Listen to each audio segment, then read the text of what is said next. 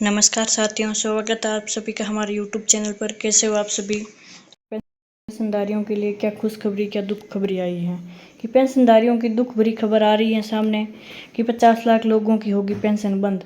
क्यों पेंशन बंद हो रही है 50 लाख लोगों की, वो रीज़न जानिए क्या रीज़न है। अगर आपको अपनी पेंशन बचानी है तो आपको ये फॉर्म भरना होगा। अगर आपने ये फॉर्म नहीं भरा तो आपकी भी पेंशन बंद हो जाएगी और पेंशनधारियों की बहुत बड़ी दुख खबर है ये। अब आगे देखते हैं वीडियो में कि क्या सच्चाई है।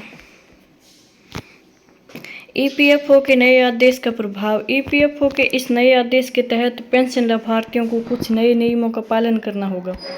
यह बदलाव उन प्रक्रियाओं और शर्तों को शामिल करता है जो पेंशन की निरंतरता और उसके वितरण के लिए अत्यंत आवश्यक होंगे। यह आदेश न केवल पेंशन धारकों पर बल्कि उनके परिवारों पर भी प्रभाव डाल सकता है, क्योंकि उनके परिवारों पर वित्तीय स्थिरता को प्रभावित करता है। अब नए नियमों के तहत पेंशनधारकों को समय समय पर अपने दस्तावेज का सत्यापन करवाना होगा। इस आदेश का पालन न करने पर पेंशन लाभ बंद हो सकता है। अब नए जो भी नए नियम है उसको पालन करना पड़ेगा। अगर आपने उसका पालन नहीं किया है तो आपकी पेंशन तुरंत ही बंद हो जाएगी। अब ईपीएफओ द्वारा जारी की गई समय सीमा के भीतर सभी आवश्यक दस्तावेज प्रस्तुत करना अनिवार्य है। अब देखते हैं कि पेंशन प्रक्रिया में संभावित बदलाव क्या हो गया है। अब पेंशन प्रक्रिया में संभावित बदलाव देखते हैं कि ईपीएफओ के इस आदेश के तहत पेंशन प्रक्रिया में कुछ महत्वपूर्ण बदलाव किए जा रहे हैं। यह बदलाव लाभार्थियों के लिए एक चुनौती बन सकते हैं, विशेषकर उन लोगों के लिए जो तकनीक या डिजिटल प्रक्रियाओं से परिचित नहीं हैं। देखते हैं कि ऑनलाइन प्लेटफॉर्म के माध्यम से दस्तावेज सत्यापन करना अनिवार्य होना, यानी जो भी नियम लागू हुए हैं वो नियम आप देख सकते हैं कि ऑनलाइन प्लेटफॉर्म के माध्यम से दस्तावेज सत्यापन का अनिवार्य होना और बायोमेट्रिक सत्यापन की प्रक्रिया को अपनाना, पेंशन राशि के वितरण में संभावित देरी और ईपीएफओ द्वारा समय सीमा का पालन न करने पर पेंशन रोकने की संभावना। सभी प्रक्रिया के लिए एक ऑनलाइन पोर्टल का विकास।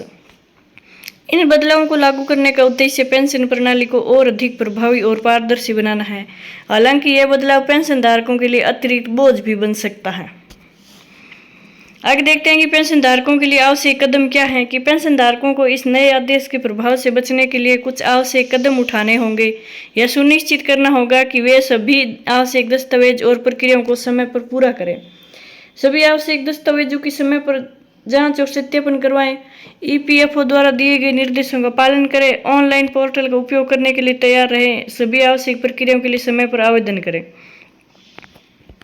अब आगे देखते हैं कि क्या ईपीएफओ का नया आदेश सभी पेंशनधारकों पर लागू होगा। हाँ, अगर ईपीएफओ ने कोई भी नया आदेश किया है तो वो सभी पेंशन लाभार्थियों को समान रूप से लागू होगा। ऐसा नहीं है कि किसी पे लागू होगा किसी पे नहीं लागू होगा। अब पेंशन बंद होने की स्थिति में आप क्या करें। यदि आपकी पेंशन बंद हो जाती है तो तुरंत ईपीएफओ कार्यालय से संपर्क करें और आवश्यक दस्तावेज प्रस्तुत करें। क्या ऑनलाइन दस्तावेज सत्यापन अनिवार्य है।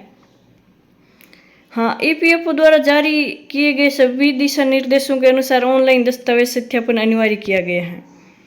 अब क्या ईपीएफओ का आदेश के कानूनी पक्ष हैं। हाँ, इस आदेश के कानूनी पहलू भी हैं जिनका पालन करना अनिवार्य होगा।